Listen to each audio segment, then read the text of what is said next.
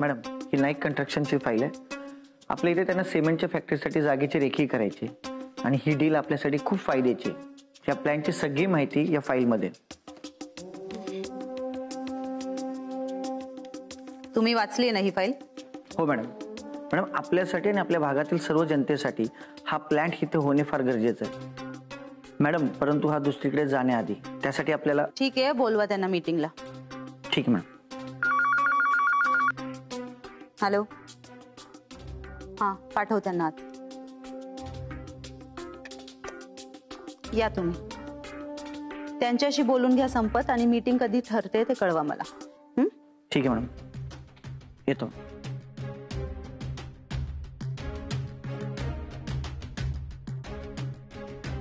Doctor बसा. एवढ्या urgent का बोलून घेतलं मला? काय करणार डॉक्टर, सगळ्याच गोष्टी फोनवर नाही बोलतायत ना. ते काय फोन टॅप होत असतील म्हणून काळजी घ्यावीच लागली, म्हणून डायरेक्टच भेटायला बोलवलं. वाड्याचं काय झालं? नाही, होतंय काम. वाड्यातली माणसं ऐकत नाहीयेत. डॉक्टर, हे असं विचारलं तर कोण तयार होणार आहे लगेच? ती जमीन ज्या बाईच्या नावावर होती ती तरी कुठे तयार होती विकायला? तरीही तुम्ही तिला फसवून ती जमीन तुमच्या बायकोच्या नावावर केलीच ना, आणि माझ्यासोबतही व्यवहार केला. मॅडम, ती बाई बाहेरची होती, इथे विषय वेगळा आहे. डॉक्टर, खूप कमी वेळात फार चांगलं ओळखायला लागले मी तुम्हाला. तुमच्यासाठी कोणीच घरचं कोणीच बाहेरचं नाहीये. तुमच्यासाठी फक्त एक गोष्ट जवळची, आणि ती म्हणजे पैसा. ते लागेल तेवढा द्यायला तयार आहे मी. मला कारण नका देऊ, मला वाडा हवाय. तुम्हाला मी कसं सांगू म्हणजे कळेल? काहीच सांगू नका डॉक्टर. मला जी गोष्ट आवडते ती मला पाहिजे म्हणजे पाहिजेच असते. ती मला मिळणार नाही असं ऐकायला अजिबात आवडत नाही. आणि त्यामुळे तुम्हाला जर यापुढेही माझ्याबरोबर काम करायचं असेल तर मला कारण द्यायची नाही. तो वाडा माझ्या ताब्यात कसा येतोय ते बघा, आणि त्या वाड्यात राहणाऱ्या सगळ्या माणसांना तो विकण्यासाठी तुम्ही तयार करा. होईल ना हे काम डॉक्टर?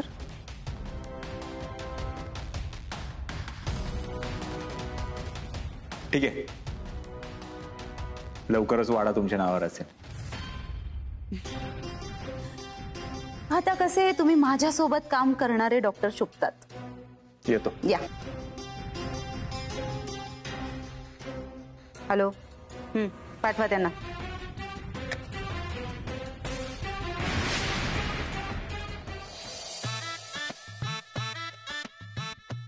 हो, नाही तुम्ही कपाट आवरताय ते ठीक आहे, पण माझ्या कपड्यांना अजिबात हात लावायचा नाही. हा, नीट ठेवा ते. माझ्या नातेवाईकांनी पोशाखात दिलेल्या साड्या आहेत त्या जर चुरगळल्या ना तर तुम्ही आहात आणि मी आहे. अगं बयो, काय सांगू तुला.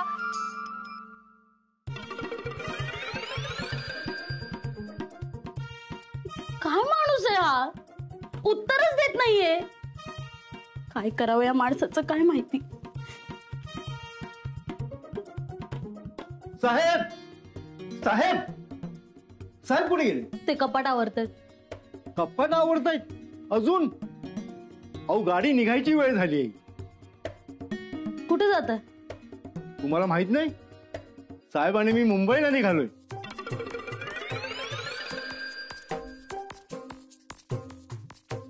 साहेब साहेब अहो साहेब, अहो यांना आकडे आली की काय? नेहमीच. तुम्ही मुंबईला जाताय? कुणाला विचारून, कुणाच्या परवानगीने? तुम्हाला काय वाटलं माझ्यापासून पळून तुम्ही निघून जाल? मसनात जरी गेलात ना तरी सोडणार नाही मी तुम्हाला. तिकडे सुद्धा मागे येईन मी तुमच्या. ते तिकीट कॅन्सल करा आधी. मी काही यांच्यासोबत संसार थाटायला नाही चाललेलो, काम आहे माझं. ते कुठेही जा, मी सोबत येणार म्हणजे येणार. ठीक आहे, जा, तयार हो. खरंच? मी आत्ता आले पटकन तयार होऊन. तुम्ही बसा बसा. अहो साहेब, यांना कसं घेऊन जाणार? 2च तिकीट आहेत. मग दुसरं तिकीट तुमच्या बायकोला द्या, जातील दोघी जणी. काय बोलताय साहेब तुम्ही? कशाला विषय काढला मुंबईचा? मग अहो, यातली कुठली साडी नेसू? निळी. हा, आत्ता आले तयारी होऊन. अहो पण याच्यावर मॅचिंग ब्लाऊज नाहीये माझं.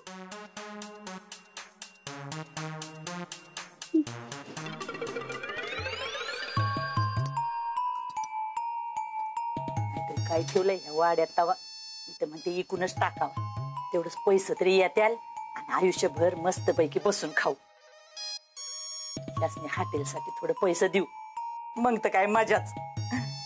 स्वयंपाक करायचं टेन्शनच नाही, नुसतं हॉटेलला जाऊन खायचं. वाडा ऐकायचा म्हणलं की लगे तिचं पित्त खावाळते.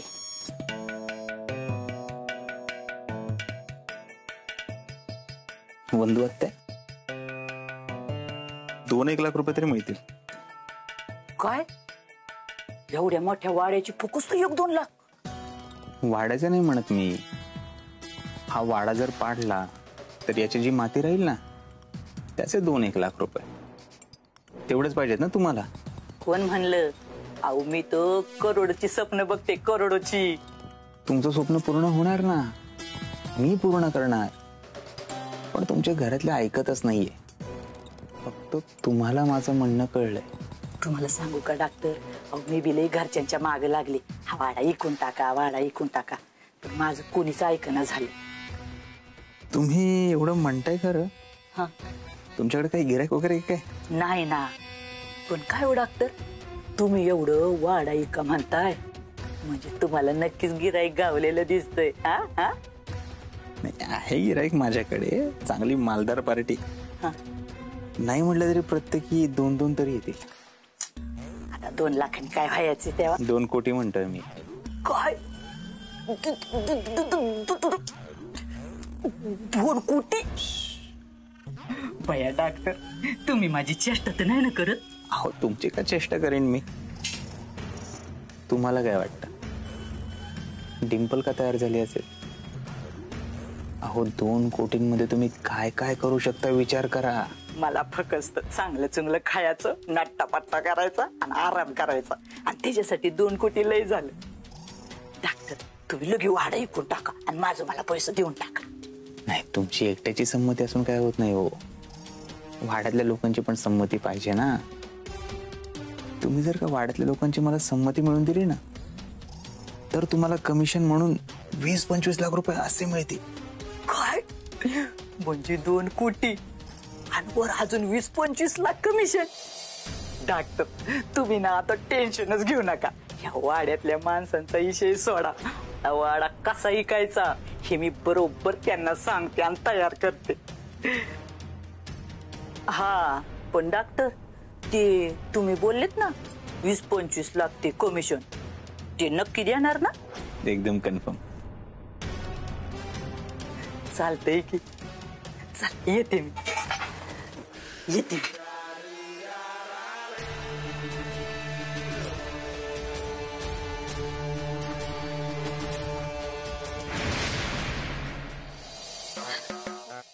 टोन्या, ए टोन्या, या बया, भाजीचा टोपी सरले बघ. मगले काय चाललंय तुझं हे? अगं किती करते ग तू, अशी काम करायला लागली ना तर मला लय वाईट वाटतं बघ. अगं किती दिवस एकटी काम करणार आहेस तू, मला सांगत जा. बस तू आता, मी भाजीचा टोप घेऊन येते. हा, आणि हे बघ, तू समदेसनी जेवायला वाढायची का नाही, आणि शेवटी तू एकटी जेवायची ना, तर आता मी समदेसनी जेवायला वाढणार आणि मी एकटी जेवत जायची. हा, ही आज एवढी लाडू गुड का लावती? नक्कीच काहीतरी गडबड आहे. हा खरंय बघ तुझं.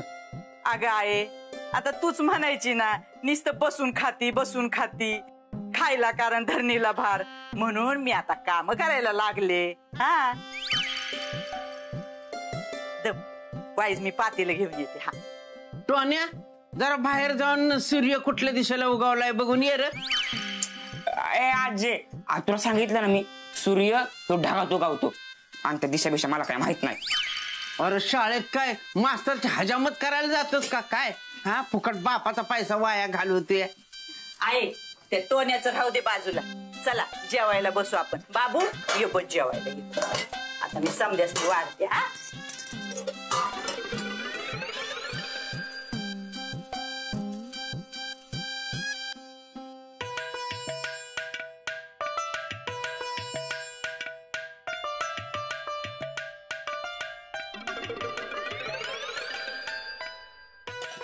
संदीप पोटभर जेवा. हा आता तुम्ही नाही जेवत?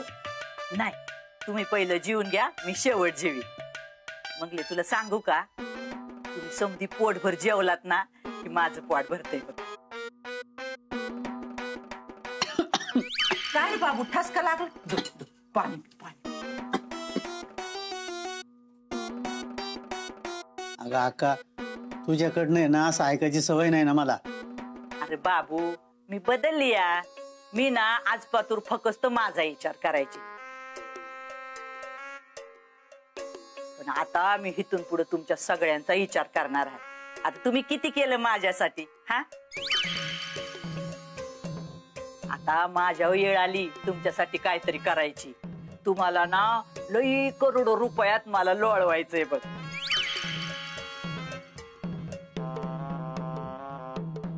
बाबू, तुला, या आपल्या टोनूला, मंगलीला आयुष्यभर मला सुखात ठेवायचंय बघ. म्हणून त्याच्यासाठी मला एक मार्ग घावला. कोणता? आता हे बघ, आता ही डिंपल आणि डॉक्टर कधीतरी आपल्या वाईटाचा विचार करतील का? नाही ना, चांगलाच विचार करणार ती. म्हणून ना मला त्यांचं पटलंय. आणि म्हणून मी काय म्हणते, आपण ना हे वाडा इकून टाकू.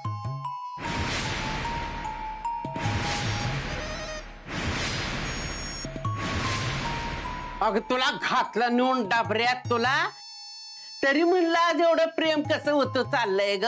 ढावळ्या शेजारी बांधला पावळा आणि वान नाही पण गुण लागला. टोन्या, हिला ना जेवण झालं ना की इष्टीत बसून ये, आणि ही जर आली नाही ना तर 4 गावातली माणसं बोलो उचल आणि जा तिकडे तिच्या सासरे ये जा टाकून. पण हिला उचलल्याच्या नंतर ना ती खाली चमटेल त्याचं काय? मूर्त्या असं बोलतात का त्याला? अगं आहे, अगं मी तुझ्या भल्यासाठी सांगते. हो, करोडो रुपये मिळत्याल, तुझं म्हातारपण ना राणी सारखं सुखात जाईल बघ. काय नको माझ्या सुखाची तू काळजी करू. तुला भरले रागात पिती, तुला चलते तिकडे भलती. हे बघ, एवढं जर तुला पैशाची हवं आहे ना तर स्वतःच्या किडनी ऐक. माझा वाडा नाही मी ऐकून देणार. काका, तुम्ही का वाड्याच्या मागे लागलाय? आत्याने एकदा सांगितलं ना हा यो वाडा इकायचा नाही म्हणून. जीव द्या शांतपणे. मम्मी, काय चुकीचं बोलते आत्या? काय बरोबर बोलतीये ग? हे बघ, तिच्या सकट तू बी तुझं सामान भर आणि त्या बाय भुलवेला घेऊन बाहेर पड. कुणीच इथं थांबू नका. आणि वंदे, तू तर आहे ना अजिबात इथं थांबू नकोस. हे असं आहे बघ आहे तुझं. तुला काय सांगायला गेलं ना तर तुला की मला टांगायला उठती. मला माहितीये ना, या मंगलीने तुझं कान भरल्यात, म्हणूनच तू वाडा ऐकायला नको म्हणती. पण तुला मी आत्ताच सांगते आहे, तू जर वाडा ऐकायला मला परमिशन दिली नाही ना तर मी आजपासून जेवणारच नाही. नको दिवस, मला काय फरक पडत नाही. म्हणजे आता तू जेवणार नाही, मग ह्यो पापड मी घेतो. हा मुडद्या, अरे वाड्याचा हिस्सा काय, पापडाचा तुकडा बी मी सोडणार नाही. मला माझा समजा हिस्सा पाहिजे. जा मरा, जेवतेच मी आता.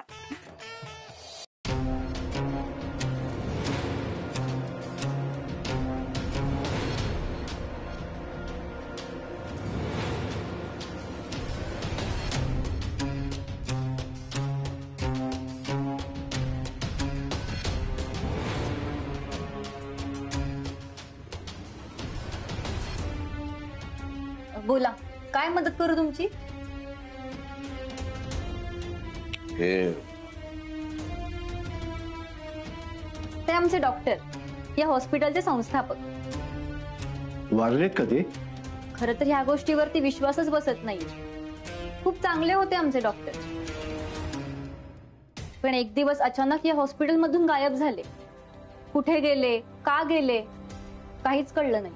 आणि नंतर एक दिवस अचानक बातम्यांमध्ये कळलं की ते एका गावात जाऊन प्रॅक्टिस करत होते आणि त्यांच्यावरती खटला सुरू होता. गायब झाले म्हणजे त्यांनी काय गडबड घोटाळा केला होता का?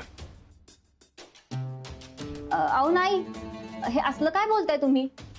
आमचे डॉक्टर म्हणजे देव माणूस. त्यांनी कधीच कुणाला कसलाच त्रास दिला नाही. आणि त्या गावात सुद्धा त्यांच्यावरती जे काही आरोप झाले त्यातून ते सुटले होते. पण नंतर एका अपघातात त्यांचा आगीमध्ये मृत्यू झाला. मृत्यू झाला की तिथूनही गायब झाले ते? नाही, हे असलं काय बोलताय तुम्ही? आणि त्यांच्याबद्दल एवढी चौकशी का करताय? इन्स्पेक्टर मार्तंड जामकर, एका प्रकरणाचा तपास करतोय मी, म्हणून विचारतोय मी हे सगळं. डॉक्टरची केबिन. हा, दाखवते.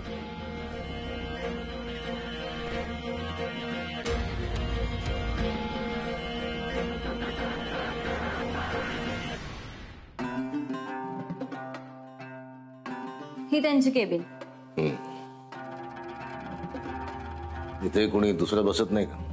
नाही, डॉक्टरांची आठवण म्हणून हॉस्पिटलने ही केबिन अशीच जपून ठेवली. मी आहे बाहेर, काही मदत लागली तर आवाज द्या. साहेब, वर्षभरानंतर या केबिन मध्ये असं काय सापडणार आहे? सर्टिफिकेट्स बघा वाईकर, एकदम ऑथेंटिक खरी वाटतंय ती सगळी. त्या डॉक्टरचीच आहेत काय, क्रॉस चेकिंग केलं पाहिजे. पण दिसतोय ते तसाच.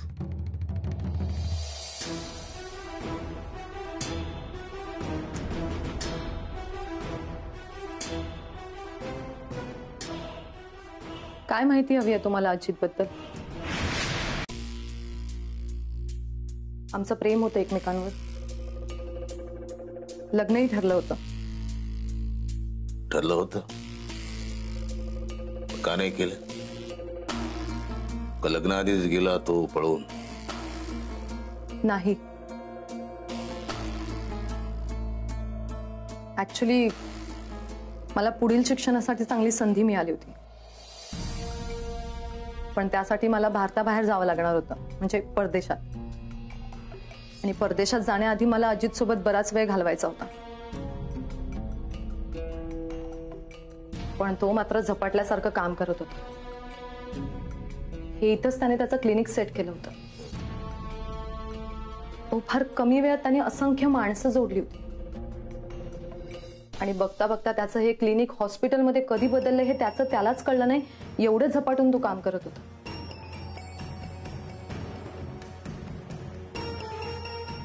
पण या सगळ्यात त्याच्याकडे माझ्यासाठी अजिबात वेळ नव्हता, आणि म्हणून आमच्यात भांडणं व्हायला लागली.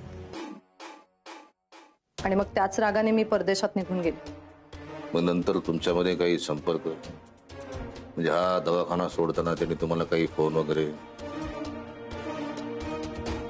नाही, म्हणजे खरं तर सुरुवातीला त्याचे कॉल यायचे, पण रागात मीच ते रिसीव्ह केले, कारण मलाही वेळ हवा होता. आणि मग नंतर नंतर त्याचे कॉल्स येणे बंद झाले. मग त्याच्यानंतर आमचा फारसा काही कॉन्टॅक्टच झाला नाही. खरं तर अजितला खूप मिस करत होते, त्याला सांगायचं होतं, पण राहून गेलं. मीच त्याला समजून घेतलं, त्यातर मीच त्याला समजू शकले नाही, आणि म्हणून त्याची नाराजी दूर करण्यासाठी मी भारतात आले. आणि इथे आल्यानंतर कळलं की तू माझ्यामुळे हे सगळं सोडून त्याच्या गावी गेलाय, आणि तिथं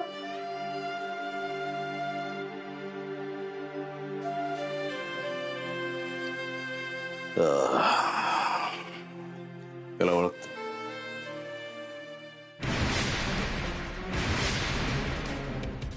नाही, हा डॉक्टर अजित कुमार देव नाही. नीट बघा, थोडं लक्षपूर्वक बघा. अहो, हा तो कसा असेल? त्याचा तर मृत्यू झालाय.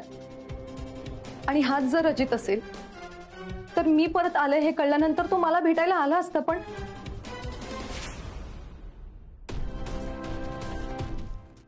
तुमची नक्की खात्री हा व्यक्ती अजित कुमार देव नाही? म्हणजे असं का वाटतंय तुम्हाला? नाही, नक्की काय म्हणायचंय तुम्हाला? मी इन्स्पेक्टर मार्तंड जामकर या केसचा नव्यानं तपास करतोय, म्हणून करतोय हे मी विचारतोस. तुमची मदत लागेल आम्हाला वाईकर. त्यांचा फोन नंबर लिहून घ्या, गरज पडल्यास आम्ही तुम्हाला फोन करू. तुम्ही जाऊ शकता. Thank you very much. ओके.